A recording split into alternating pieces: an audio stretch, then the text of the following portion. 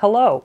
Happy 2022! My name is Beret, and sometimes I wear a beanie. I will be completely honest with you guys, I don't feel 100%. I have definitely felt worse. I did get my booster shot recently, so in case I sound a little bit different or I look a little flustered, that might be one of the reasons why.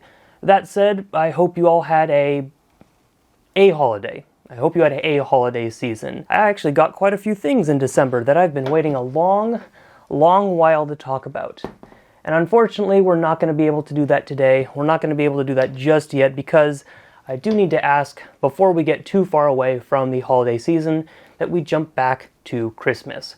And let's talk about Home Alone, the movies. Home Alone and Home Alone 2 are some of my favorite Christmas movies out there. In fact, we watch them every single year. It is quite the family tradition. I'm well aware that there are other Home Alone movies that came out, and like many, I have never watched them and don't plan on watching them. So I came to be aware that there was a new Home Alone movie coming out in 2021. My feelings were very similar though. I was like, oh, okay, I guess I won't watch that one either. Watched a preview for it. Did not like that at all, until I saw a review posted by Danny Gonzalez that popped in my subscription box. Now, Danny Gonzalez is a fantastic commentary YouTube channel. I watch all of his videos. That's why I'm wearing his merch today. Oh, wait a minute. Are they two different people? Anyway, I saw Danny talking about the new Home Alone movie, Home Sweet Home Alone, and his review made me realize my thoughts were exactly correct. But there was something he mentioned in his review that I hadn't seen in others, and it piqued my curiosity. And it had to do with Nerf. Now, because of what I do on my channel, whenever I see Nerf being used in a TV show or a movie, I instantly perk up and think, can I identify what blaster that is, or if it's been modified, what was the original blaster based off of? I'm sure I'm not alone in that, and there have been plenty, obviously, but this movie piqued it for a couple of the wrong reasons. So thanks to Danny Gonzalez, I went to Disney Plus and I watched myself Home Sweet Home Alone. And I took some notes on when I saw Nerf products, or supposedly Nerf products, in the movie. And yes, the movie was not good. My suspicions were correct. I mean, it wasn't like the worst thing I've ever seen. That's obviously quite an achievement. I just did not enjoy it. Maybe some people will, but we're also past Christmas now, so I don't think anyone's going to be thinking about it for a long while. There were some Nerf products in this movie. Confirmed.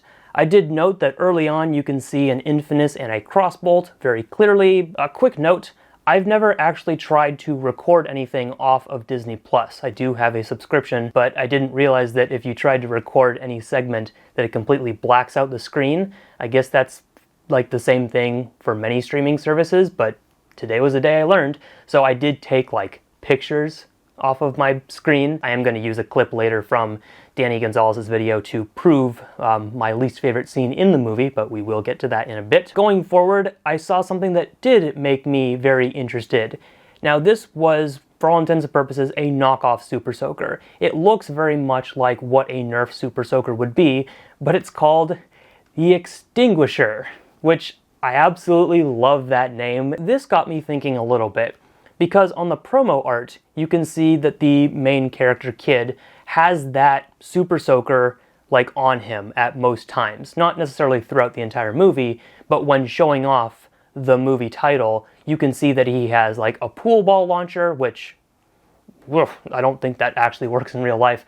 That Super Soaker, not Super Soaker, sorry, and then another blaster over his shoulder. We'll get to that one in a second. Clearly, this is not an actual Nerf blaster. There's no Nerf markings on it. The Extinguisher does not exist in the Super Soaker line. So clearly they made this up so that they could use that more frequently and not have to like pay royalties. So there's a clear distinction already being made in the movie. Later on, when it comes time to defending the house, which, sorry, spoilers, he has to defend his house Home Alone style, we get to the moment. Ladies and gentlemen, this kid is making himself some death darts. Now, before we go too much further, let's talk about that. Death darts. Why am I calling them that? Well, because that's the, unofficial term that I think people have thrown around over the years. Death darts being basically darts modded to have sharp ends, like basically putting a thumbtack in the front, or if it's larger, a razor blade. Basically anything that makes the rubbery head of this Nerf dart pointy, sharp, ergo dangerous, ergo death darts. The point in the name being these can be very dangerous if modified. Now, on every Nerf blaster out there, you will get the do not modify darts or dart blaster. I can, best blaster ever right here. I can see right at the top, warning, do not aim at eyes or face, use of eyewear recommended, do not modify darts or blaster. When it comes to modifying blasters, I understand that we have a slightly different philosophy on that. But I would argue modifying a blaster is very different than modifying the darts. Granted, we can fire these at a higher velocity, but once you start making them dangerous, it's over. Bye. Airsoft, paintball, those are still using balls. With the right face protection, you're gonna be okay. But once you start making these things have pointy ends, that's not gonna be safe, even if they're firing at a really low velocity.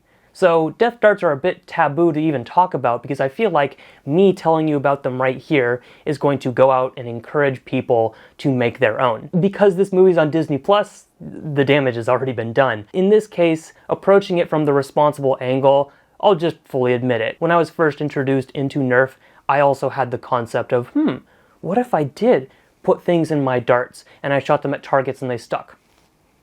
Cool, right? I mean, I'm not the only one who's had that idea. Probably everyone has. There's obviously a difference between making that at home and being like, ooh, stick darts, cool, versus bringing them to a game with other people and actually causing a dangerous situation.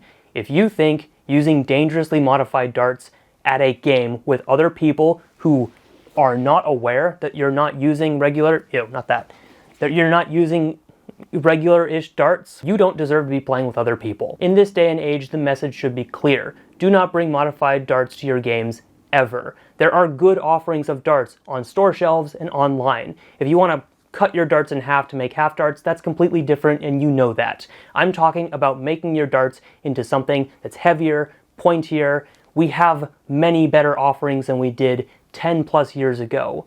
Don't do it. You know exactly what I'm talking about. Don't be like these clickbait YouTube videos, which I absolutely hate because those are the things that actually encourage people to make dangerous stuff and then potentially cause injuries. I see what they're going for here. I just hate it from my safety perspective as someone who actually goes out and plays with these things and am concerned that someone who's not thinking might do that with their darts and then bring them to a game not realizing that that's actually in their mix of darts. Because I can't imagine that Nerf would want to see this in a movie either. And that's one thing that I made sure to check on before making this video. After watching through the entire movie, I checked. Nerf is not credited. And if I'm wrong, please tell me, but I did not see Nerf or Hasbro listed in the credits at the end of the movie, which is why I think it's so interesting that they have that knockoff Super Soaker so prominently displayed, but then they have other Nerf blasters kind of shown throughout. Because here's the other important thing that I saw in the movie.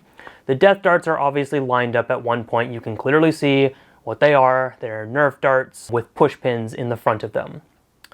Love that. A dread bolt with regular bolts or arrows. And then you've got a Titan drum. The Titan drum has clearly been modified a little bit, color scheme wise.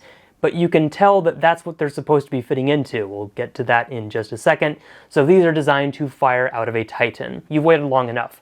What's the scene? What is the unholy scene that is not great? Actually, this was Danny Gonzalez who had this initial reaction. And if there's someone who's not super invested in Nerf that's having this kind of reaction, well, that should tell you all you need to know. Am I supposed to be laughing right now? This is so sad. The worst booby trap of the whole movie, and probably any Home Alone movie, I feel like has got to be this one. It is so grotesque. It is honestly scary. This is some horror movie shit right here, okay? Pam thinks that Max has just run up into the attic, so she goes to pull down, like, the ladder that leads to the attic, and instead she's greeted with a Nerf gun that shoots out Nerf darts with push pins sticking out the front.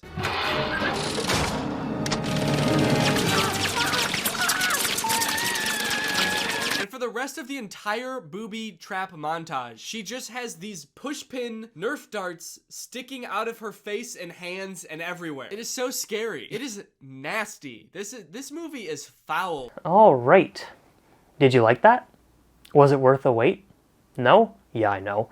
Well, thanks Danny Gonzalez for having that footage. I'm not sure exactly how he captured it, but I think that's at least the important thing to see here. There's a lot to discuss, so let's talk about it. First, let's attack it from the angle of this isn't how it works. Obviously, movie magic. This is obviously not going to work with the dart modifications for the Titan. Darts fitting into a Nerf drum obviously have a very small amount of space in between the front. A push pin out the front of the dart means it's not going to feed properly in the drum. Myth busted, let's go home. I am curious how it like pulls the back and then it starts firing. I don't totally get that because the Titan is like still a rev trigger and then a firing trigger. Something about them is a little bit different, and I'd love to see how quick it was to make those modifications so that you could actually have them function like this. They've also, you know, clearly done CG here to make the darts fly out the front. I don't hate the paint scheme on these with a giant lightning bolt on the side. That'd be a cool reskin for Nerf to do. They'll never do that now. But Danny's reaction is perfect because he sees this person getting impaled by dangerous darts, and the first reaction that one would probably have is, ew, that doesn't really sit right with me. Now, Home Alone pranks, all of the, you know, dangerous booby traps that we've seen over the years are obviously a little less dangerous in the movie than they would be in real life, but in this case you're like, ugh, that is a little, like, gross, because, as he mentions too, for the rest of the scene, you can see that, like, the darts are just sticking out of her. Why wouldn't she just pull them out? Like, ugh. The idea here is just kind of gross and unnecessary. Ooh, speaking of unnecessary, this is unnecessary, like, in the movie overall, because the scene for this to even take place is that she's tricked to go up the stairs into the attic, and then she's attacked by all these Nerf darts. So the only point that's even made is that she's tricked into getting darts stabbed into her face and body. What's the point? Clearly, this isn't causing her that much discomfort. She's just, I'm upset. I've got Nerf darts sticking out of my face. Look everyone, I'm beautiful. This is modern art that you yourself can experience if you find yourself in a home sweet home alone. I would say that an actual use for Nerf blasters in this scene, if I were to rewrite and actually pitch an idea instead, is that you don't even need the death darts. You don't need modified darts to accomplish something with these Nerf blasters. Think about it, you've got two Titans with a high rate of fire.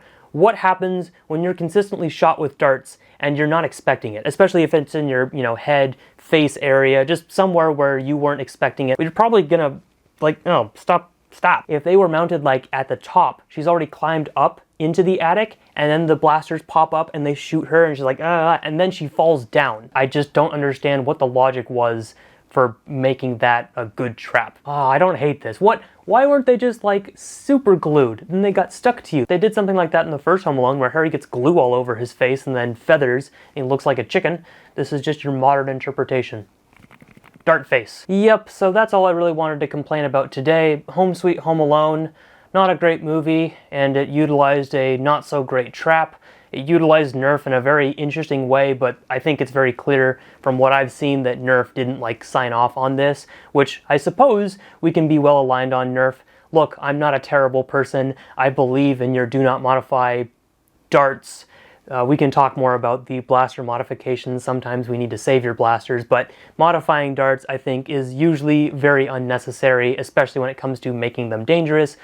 This movie, for better or for worse, shows that off. I just hope that people don't see this and then think, oh, I'm gonna go try that. I'd like to imagine people are smarter than that, but I have the internet and I am no longer a child. So thanks again to Danny Gonzalez for your review and inspiring me to dive a little bit deeper on this subject. Well, I'm a little bit upset that I saw that and then I decided to dive a little bit deeper too, because then I decided to watch the entire movie, and that is, oh, an hour and a half. Okay, it was a lot shorter than I thought. It felt really long. What have you seen Nerf in that doesn't make you cringe? What's a movie that utilizes Nerf in a good way? That's my call to action today. I hope it's not involving modified darts. I hope it's making blasters into sci-fi props, and that's actually kind of fun and wholesome, and I don't care about that too much. Thank you everyone so much for watching. Again, I hope you had yourself a holiday season. Lots to get to here that will be hopefully on a more positive note. And I will see you next time with another review of the other Home Alone movies where I try to see if Nerf was used in a dangerous way there. Wait. Did they... Do I have to check now? I don't want to check. Oh, I have to check now. Am I beautiful? I feel beautiful.